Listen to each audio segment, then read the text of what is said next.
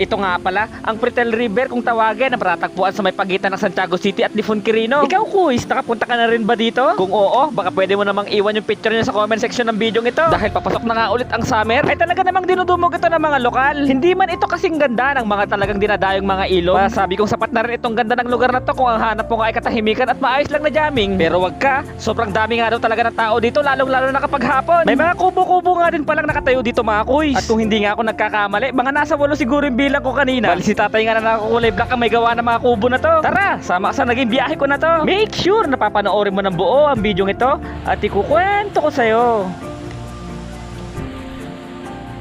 Nabalitaan ko nga na mayroon daw nagtre-trending na ilog dito sa may Santiago City. Kaya naman napagdesisyonan ko ang puntahan ito kaagad. Bali kumaliwa na nga tayo sa kanto na to mga Kuis, kung saan parte na nga ito ng Barangay Patul. Baliway na nga to papunta ng Villa Gonzaga to Lifon Quirino. Sa video ito ay ipapakita ko nga sa inyo kung paano nyo mahanap itong ilog na to. Kaya naman kung interesado ka ay recommend na panoorin mo ng buo ang video ito. Bali nadaanan na nga din natin ang checkpoint sa pagitan ng Barangay Patul at Barangay Villa Gonzaga. May mga taga Villa Gonzaga ba na nanonood ng video kong ito? Pa-comment naman ng present mga Kuis. Bali kakanan na nga tayo sa kanto na to mga Kuis. Yung dire-diretso kasi nito ay papunta na nga yan ng Barangay Sinili. After nga nun, isa na namang napakahabang diretso to mga Kuis. Basta dire-diretso lang to, susundan nyo lang itong daan na to. At kapag nakita nyo na nga itong parte na kurbada na to, ayan na nga yung palatandaan mga Kuis na malapit na kayo sa kantong papasukan nyo. Bali kakanan na nga tayo dito sa may rough road na kanto na to mga Kuis. Huwag kayong mag-alala kasi hindi naman ganoon kahaba yung rough road na to. May nakapagsabi nga sa akin na parte pa lang daw ito ng Villa Gonzaga, Santiago City. At mayroon din namang nagsasabi na parte na nga daw ito ng Lifon Quirino. Saan pa talaga to mga Kuis? Sa mga nakakaalam dyan, paiwan naman sa comment section ng video ito. Kung mapapansin nyo nga mga Kuis, sementado na ulit yung dinadaanan natin. Bali dire-diretso lang to mga Kuis hanggang sa matapos nga ulit yung sementadong daan, tapos rough road na ulit. Bali makikita nyo nga itong mga puno na to. Diyan nga kayo papasok sa kanto na yan. Kanto after na mga puno mga Kuis ha. At bali dito nga mismo yon. Kita nyo naman mga Kuis, scooter lang itong daladala ko. Kaya kung ang tanong nyo ay kaya ba ng scooter, kayang-kaya nga oh. Pagpasok nyo nga sa kanto na yon, sa tansya ko mga nasa 200 meters na layo-layo. Baga pa nga nung nagpunta tayo dito, kaya naman konti pa lang ang tao. Sakto lang din para mas makapag-video tayo na maayos. Sigurado kasi maya-maya lang madami ng tao dito at siksikan na. Bali wala nga palang nakalagay na signage dito mga Kuis ha. Kaya naman mahalaga talaga na dapat pinanood nyo ng buo itong video ito. At bali ito na nga pala yung lugar mga Kuis. Bali si tatay nga pala ang may gawa sa mga kubo dito. At bali ang sabi niya nga sa akin ay wala daw entrance kung gusto niyo magpunta rito. Pero I recommend mga Kuis na magabot pa rin kayo kahit magkano kay tatay. Kung may sobra nga kayong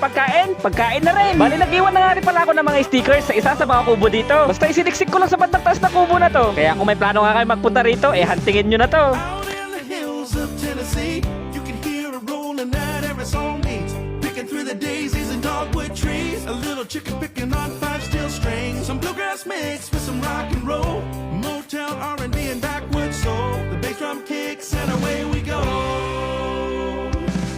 Ako nga pala si Kuya Len na nagpapaalala sa inyo na mas mabuti nang ikaw ang nagbibigay ng kabutihan. Wala mang epekto sa'yo ito ngayon. Masisiguro ko namang babalik din ito sa'yo sa tamang panahon. Kagaya na lang ng mga ginawang kubo ni tatay sa lugar na yon. Ngayong summer, sigurado magagamit yun ng mga pupunta doon. Baka ito na yung tamang panahon para i-bless naman si tatay. Kaya pagpunta nyo doon mga Kuis, alam nyo na ha. At kung sakali man na umabot ka sa parte ng video ito, baka pwede mo namang i-comment kung taga saan ka para malaman ko naman kung hanggang saan umabot ang video na to. At kung sakali man na hindi ka pa nakafollow, ay sige okay lang, mag-iwan ka na lang ng like. Kita-kits tayo next video mga Kuis.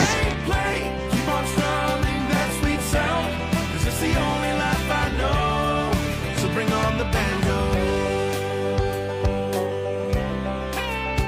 Uy, Kuis! Nabalitaan mo na ba yung naka-flash sale ngayon na tubeless na gulong sa Shopee? Bali, eto nga pala ang KRX tubeless tires. Sa halagang 420 pesos nga ay pwede ka na magkaroon nito. Lahat nga ng rim sizes ay available sa kanila. Kaya kung ang motor mo nga ay NMAX, Honda Click, Aerox, Sniper o kaya Raider, ay tamang-tama nga sa'yo ang video na to. Kaya habang nakabodega sale nga sila ay mag-order ka na ng gulong mo. Paubos sale na lang to.